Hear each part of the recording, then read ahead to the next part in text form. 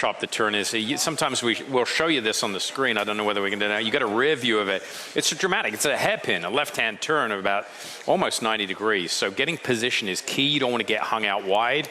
That's why I think there's a couple of these riders are just going to be aggressive and established. But there it is. That accentuates it there. So, I mean, if you're braking from the outside, if you don't either get to the lead or cut over, I mean, you're going to be hung out in the middle of the racetrack. Is it harder from the outside or the inside? Does your running style make a big difference? Running style does. I mean, if you're in the inside and you've got no speed, you just brake and sit back there. I mean, there's nothing you can do. If the same horse was on the outside, they would just brake and make a left-hand turn. The last thing you want to do is essentially end up wide on 3 turns of a 2-turn race, technically, right? They are at the post. It's the first race of Breeders' Cup Saturday, and we give it to the voice of horse racing here at Del Mar, the voice of the Breeders' Cup, Larry Collmus. And they're moving into line for the opener. First few horses have moved into the starting gate. Here comes Moonlit Sonata up into line.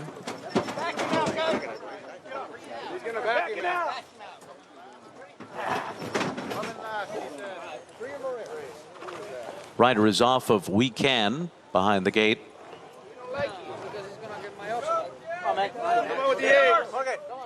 In the meanwhile, Monterey Bay steps forward.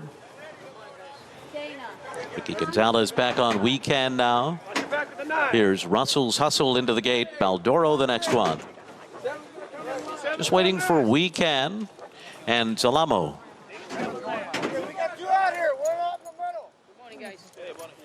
Zalamo going in. We Can will be the last one. Be tight on, guys. Get ready, guys. Be ready. Steps in. They're all in line. He's up. We Can restless. They're off. Kansas Cat had the best beginning and goes out to the early lead. Time Song on the inside, sent along. These two to set the pace, and right behind them is Moonlit Sonata, who settles into stride in third. Baldoro is fourth on the outside. One of these days, fifth down toward the rail, and then comes Monterey Bay, who is about 6 lengths off the lead in the early stages. Suchet tucks in toward the rail, moving into that turn, saving every inch of ground, some 6 lengths from the front, moving into that first turn. Russell's Hustle is next on the outside, then Big Bet Jaffin Safa. Yes, We Can, and the trailer is Zalamo. 24.65 was that opening quarter mile. Not a fast pace here for Time Song and John Velasquez, who have the lead up the backstretch in front by a length. Kansas Cat is second by 2. Moonlit Sonata tracks them from third. Baldoro just in behind Moonlit Sonata, fourth up the backstretch. And then it's One of These Days in Monterey Bay. They went 48.76 for a half mile. Then a well-held Suchet, who's 8 lengths behind right now, under strong restraint from Joel Rosario, moving into the far turn. After that, Russell's Hustle on the outside, Big Bet Jaffin Safa, We Can, and Zalamo. Around the far turn they go. Time Song and Johnny V out there a half a length. On the outside, Kansas Cat sidles up alongside in second.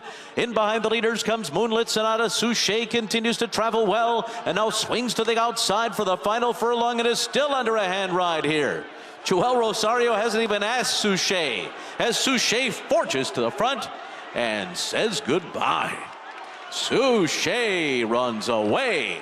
The race is for second. It was close. It was Kansas Cat or Moonlit Sonata. And John Sadler wins the breakfast handicap. Suchet, touche. He was absolutely loaded as they turned for home, sitting back off a very slow early pace. John Velasquez able to slow them out there on the front end with the 2-horse, and Suchet had plenty left to finish with today. He settled well, which was John Sadler's concern coming into the day, and that certainly paid off in the end with plenty of run. Look at him here. He's in 6th or 7th, absolutely crawling over horses. A major form reversal here. Kansas Cat finished in front of him. Today he turns it around. I think it's all to do with tactics. He wanted him to relax. He picked a rider that's really good at getting horses to switch off on the turf course and come with a run.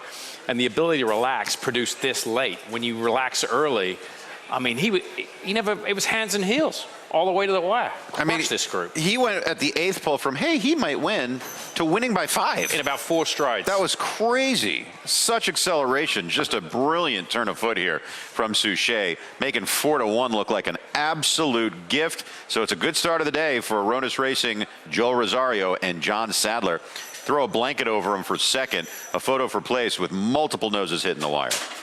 Very, very close. Involved in that photo was Kansas Cat, your post-time favorite. He was 8-5, and then the horse with the blue shadow roll, very close on the line between those two. Not sure who that was. There were so many of them charging for the wire at that point. I'm not going to call it. I'll wait for the stewards to shake out that Polaroid picture, and we'll figure out exactly who finished second in just a moment. But there was no doubt about the winner. Suchet, much, much, much the best here in the opener.